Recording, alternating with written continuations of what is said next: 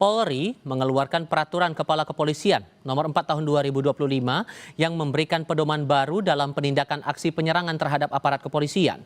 Peraturan ini mengatur langkah-langkah tegas dan terukur yang dapat diambil polisi dalam menghadapi situasi berbahaya. Namun, aturan ini pun menimbulkan berbagai pertanyaan dan kekhawatiran, terutama terkait aspek hak asasi manusia, prosedur hukum, serta akuntabilitas aparat dalam pelaksanaannya. Kami diskusikan ini dalam berbagai sisi, terutama dari segi hukum, sosial, dan implementasinya di lapangan secara kritis dan berimbang bersama dengan dua narasumber kami. Lewat sambungan dalam jaringan sudah bergabung Komisioner dari Komisi Kepolisian Nasional Yusuf Warshim. Pak Yusuf, dengan Tifal, apa kabar Pak?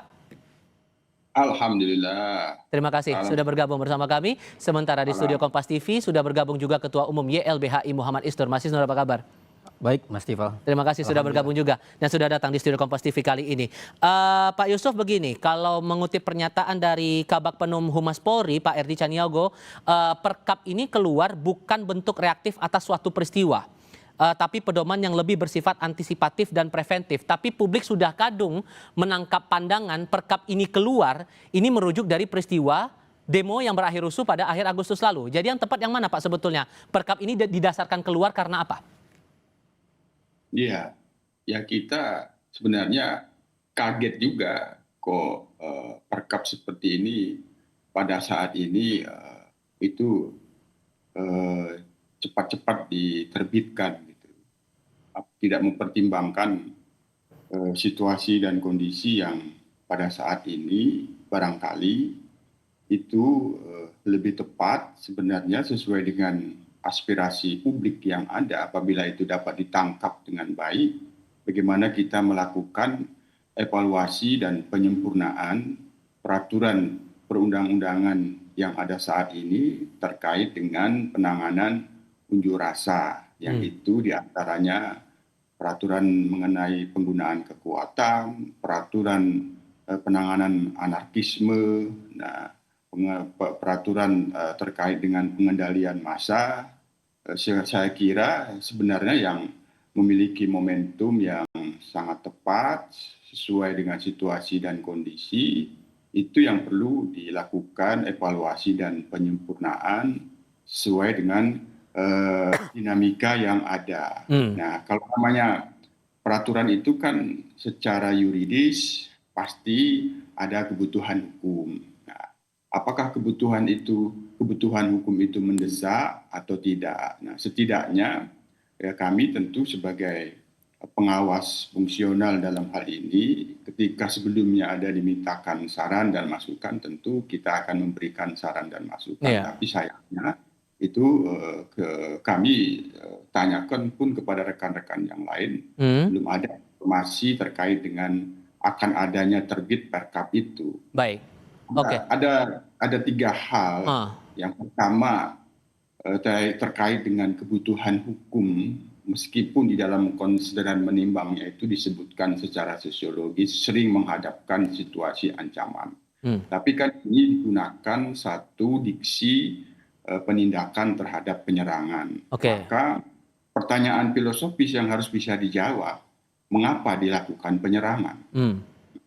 Yang kedua, pertanyaan secara sosiologis, siapa yang melakukan penyerangan itu?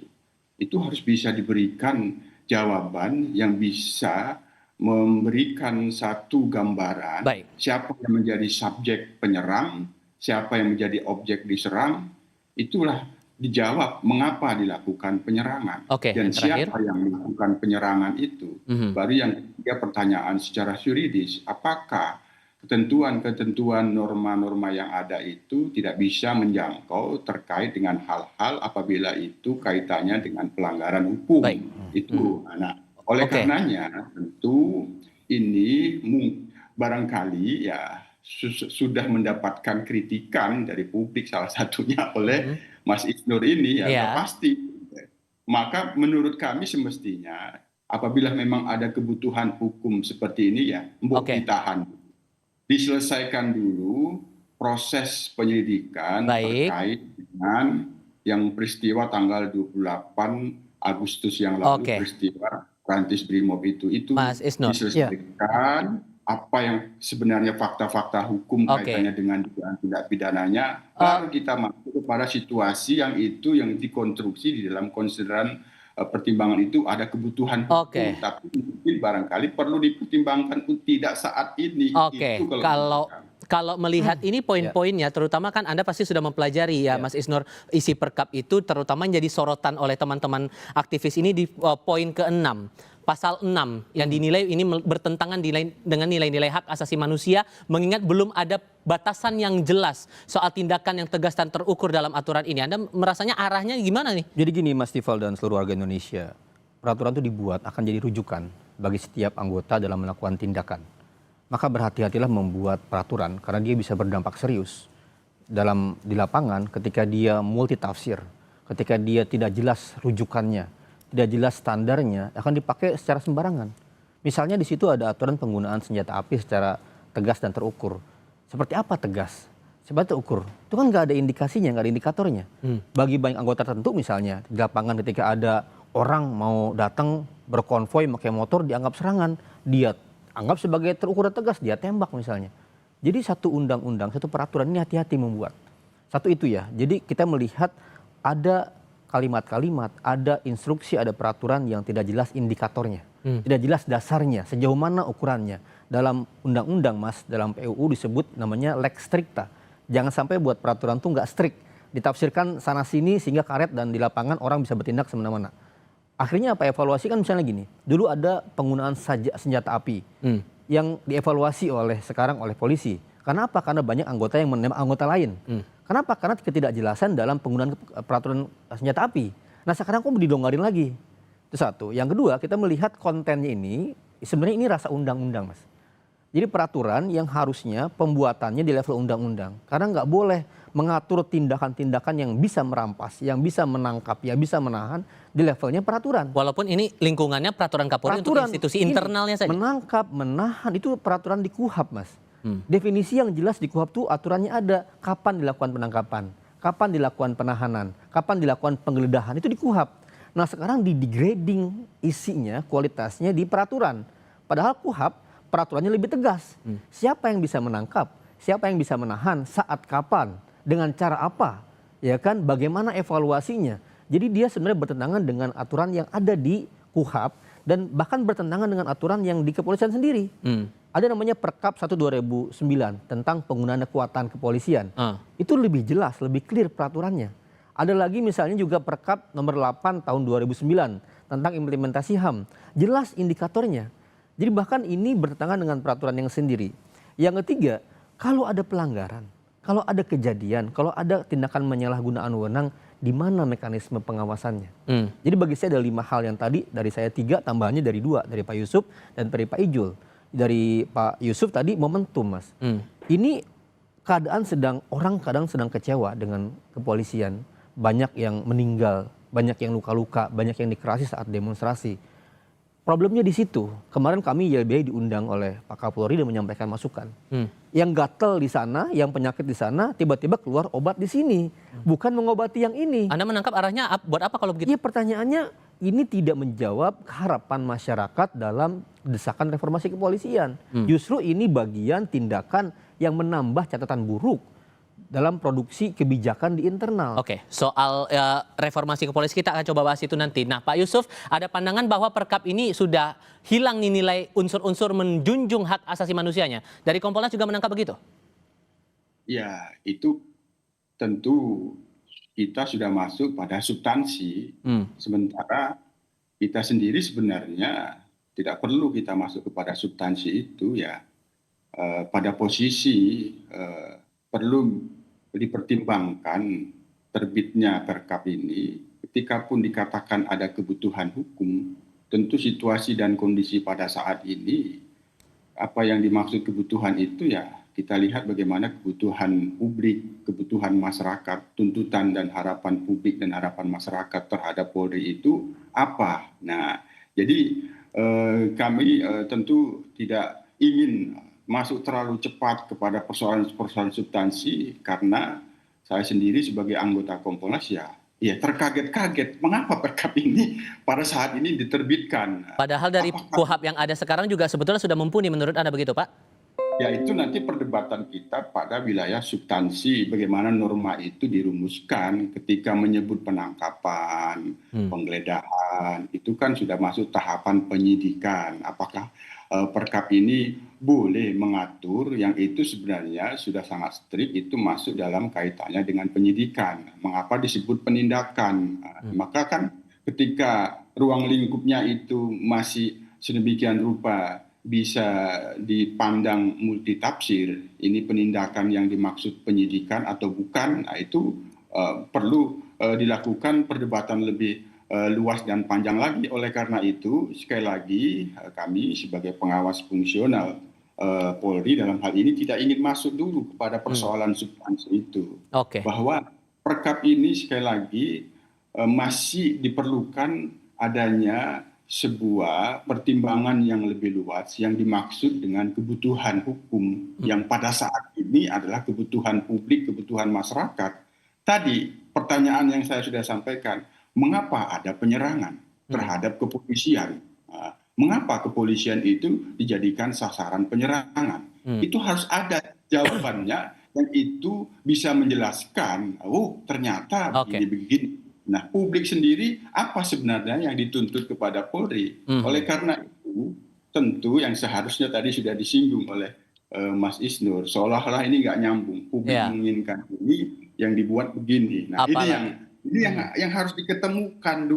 Nah, oleh karena itu, kalau kita bicara tentang situasi saat ini, sebagaimana yang saya sampaikan tadi, yang perlu dan mendesak untuk dilakukan saat ini, dilakukanlah evaluasi dan penyempurnaan berbagai macam peraturan-peraturan yang itu terkait dengan penanganan unjuk rasa. Ada 3 itu yang paling utama, penggunaan kekuatan, penanganan anarkisme, 3 pengendalian massa, yang itu sudah tidak relevan dengan situasi dan kondisi. Misalnya sistem korlap pada saat ini kan tidak lagi fisik. Apalagi semangatnya, dorongannya dari publik adalah agar reformasi Polri ini betul-betul terwujud. Terlebih dari Polri sudah membentuk tim reformasi kepolisian, apakah ini bertolak belakang kesannya? Tadi sudah disinggung Mas Isnur, tapi mungkin kita akan bahas itu nanti di segmen berikutnya. Kita jeda sebentar, kami segera kembali.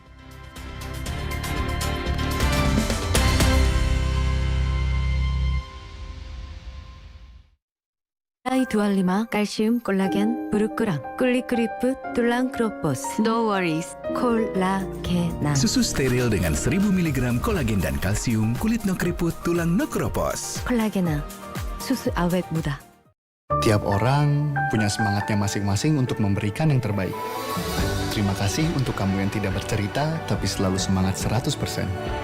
Kopi Kapal Api, jelas lebih enak.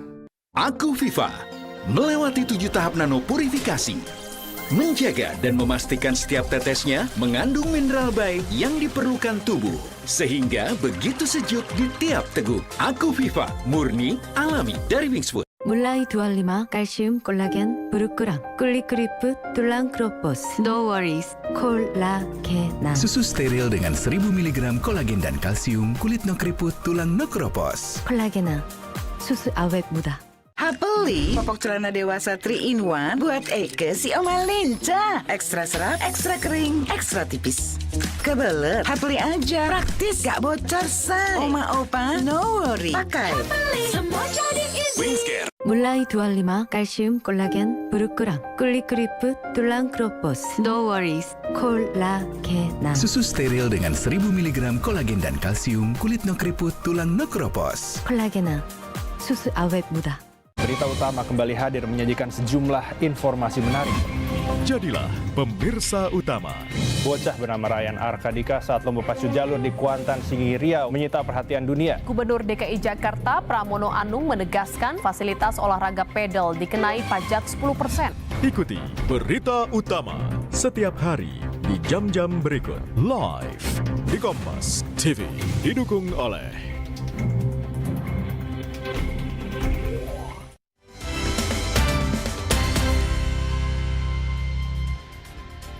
Sebenarnya Anda, Mas Isnur, sudah sempat menyinggung ini akhirnya akan bertolak belakang dengan semangat reformasi Polri. Terlebih sudah ada pembentukan dari Kapolri juga dari tim reformasi kepolisian dan rencananya Presiden walaupun sampai sekarang juga belum kelihatan nih anggotanya persisnya ada siapa. Cuman kan pada akhirnya dilihatnya begini, karena ini aturan internal, ya harusnya kan tidak perlu dipermasalahkan, kasarnya begitu. Kalau mau diatur kali ini kan bentuk penegasan karena sudah ada KUHAP, ya pelapisnya adalah Perkap. Bagian mana yang hilang dari nilai-nilai reformasi Polri itu? Internal, tapi targetnya adalah eksternal. Ini kan internal, tapi ngasih kewenangan untuk anggota melakukan tindakan ke eksternal. Itu yang repot, nggak boleh seperti itu. Makanya dalam bentuk undang-undang atau peraturan internal kelembagaan, baik peraturan Kapolri, peraturan Menteri, itu ada tata caranya, Mas. Ada namanya undang-undang tentang pembentukan peraturan undang-undangan. Perkap-perkap seperti ini harus direview dulu oleh Kementerian Hukum. Ada Dirjen PP di sana, perundang-undangan. Diatur apakah dia sesuai dengan undang-undang yang lain, apakah dia selaras, apakah tidak bertentangan, apakah materi muatan undang-undangnya itu memang harus oleh Perkap atau oleh undang-undang. Nah, saya curiga Perkap ini tidak direview oleh Kemenkum dan Setnek. Jadi perlu ditanya nih kepada Kemenkum dan Setnek apakah melalui review standar pembuatan perundang-undangan. Dan Perkap ini keberlakuannya nggak bisa langsung berlaku langsung, harus dimasukkan dalam lembaran berita negara. Gitu, itu aturan undang-undang. Maka pertanyaannya apakah ini memenuhi syarat seperti itu semua? Maka bagi saya Presiden Prabowo ya melalui Setnek dan Kemenkum harusnya mereview peraturan ini. Kalau kepolisian atau Kapolri tidak mau mencabut, tidak mengubah, direview. Apakah muatannya, tata caranya sudah benar apa tidak? Meskipun penindakannya di dalam itu sudah dibuat secara berjenjang. Mulai dari peringatan lisan sampai kemudian ada tindakan tegas dan terukur itu. Iya, tapi itu kan pertanyaannya itu levelnya di Perkap atau di undang-undang. Kalau misalnya di level undang-undang kan gini, setiap tindakan kekerasan atau ada tindakan kejahatan ditangkap di lokasi, kan ada namanya tangkap tangan dalam KUHAP. Itu bisa penangkapan, apa yang disebut dengan penangkapan ada di KUHAP. Jadi harusnya kata penangkapan, kata penyitaan, penggeledahan itu pakai definisi KUHAP, jangan bikin definisi sendiri. Di KUHAP itu Mas definisinya jelas, apa yang maksud dengan penyitaan, kapan bisa disita, kapan bisa ditangkap, kapan bisa digeledah, itu ada semua. Nah pertanyaannya kenapa nggak pakai KUHAP? Kenapa nggak pakai Perkap yang sudah ada sebelumnya? Gitu. Dan momentumnya, situasinya nggak tepat sekali, betul sekali. Dan isinya multitafsir. Apa yang dimaksud dengan tegas dan terukur? Kapan terukur itu dengan cara apa? Kapan misalnya penggunaan peluru karet? Kapan penggunaan peluru tajam? Itu kan nggak ada, Mas. Definisi di situ, di batasannya di mana? Baik. Oke, sehingga Pak Yusuf kalau melihat dinamikanya seperti ini, sesungguhnya secara umum Perkap itu lahir untuk perumusan sampai akhirnya ada produk jadi Perkap itu sama seperti regulasi-regulasi lain, harus ada diskusi dulu dengan pihak-pihak lain baru keluar aturannya, atau beda lagi mengingat ini aturan lingkungan internal Polri saja? Ya tentu kalau itu berdasarkan Undang-Undang Nomor 12 Tahun 2011 tentang pembentukan peraturan perundang-undangan, sebuah aturan itu dibentuk, diterbitkan dan ditetapkan itu pasti karena ada kebutuhan hukum dan kebutuhan masyarakat. Itu oleh karenanya ketika itu dipandang ada kebutuhan hukum, maka tentu kan di dalam pembentukan peraturan perundang-undangan kita bisa memaknai apa yang di dalam putusan Mahkamah Konstitusi itu yang disebut meaningful participation. Jadi partisipasi bermakna. Meskipun Perkap ini adalah peraturan yang itu berlaku di internal kepolisian, maka kita ajukan pertanyaan sosiologis tadi, karena di dalam membuat peraturan perundang-undangan itu kan ada landasan sosiologis. Maka pertanyaan sosiologis tadi harus bisa dijawab, yang itu bisa menggambarkan siapa yang akan diatur dan siapa yang akan disasar dalam aturan ini. Siapa yang melakukan penyerangan itu di dalam fakta-fakta sosiologis. Apakah aparat yang melakukan penyerangan atau bukan aparat? Itu. Kan itu kalau dilihat fakta-fakta sosiologisnya, yang kalau kontekstualnya sekarang, anarkisme yang itu ada di dalamnya melakukan perusakan fasilitas-fasilitas kepolisian, berarti kan masyarakat. Masyarakat yang dalam hal ini akan diatur. Oleh karenanya, maka di sini terbuka adanya meaningful participation. Maka meaningful participation itu perlu dilakukan yang disebut namanya evaluasi dan penyempurnaan, yang itu bisa melibatkan Mas Isnur sebagai aktor-aktor yang merupakan penggiat hak asasi manusia, akademisi, melihat apakah kalau kita masuk kepada substansi yang disebut di dalam hal ini kan sebenarnya kan tindak pidana semua itu. Yang dimaksud penyerangan itu pembakaran, perusakan, pencurian, perampasan itu kan tindak pidana. Perkapnya sudah ada penyidikan tidak pidana kalau itu tidak pidana. Maka kaitannya dengan penindakan yang dimaksud ini kalau kita sudah masuk ke perdebatan substansi, maka akan muncullah kritikan-kritikan yang itu disampaikan oleh Mas Isnur dan yang lain, itu yang menjadi pertanyaan bahwa ada pertentangan dengan KUHAP misalnya. Okay. Kan? Nah, kalau sudah itu ya itu perdebatan. Nah, tentu yang bisa memastikan ada pertentangan secara hukum memang itu wilayahnya ada Mahkamah Agung ketika dilakukan judicial review. Tapi itu sudah kelihatan terlebih dahulu ketika ada meaningful participation yang di dalamnya dilakukan evaluasi dan penyempurnaan. Karena ini mendadak, Pak, sorry saya potong, karena ini mendadak diketahui oleh Kompolnas, berarti Kompolnas belum dapatkan komunikasi apapun dari pihak Polri soal perkap ini, atau malah sudah ada perbincangan sebelumnya kenapa perkap ini keluar? Ya kita tadi kaget ada perkap ini diterbitkan, padahal situasinya pada saat ini harapan daripada publik, masyarakat itu Polri berbenah.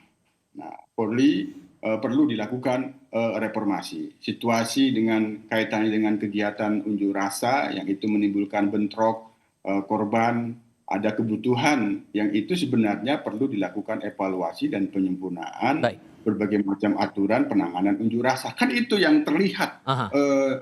Kebutuhan yang ada itu meskipun ini ada, tapi ada skala prioritas yang perlu dilihat. Artinya ya itu tadi sesuai dengan tema yang diangkat di dalam pembahasan kita pada sore ini, ya sebenarnya bukan langkah mundur reformasi, belum nyambung kepada apa yang dimaksud kaitannya dengan suara yang sudah nyaring reformasi itu nyampe ke istana negara.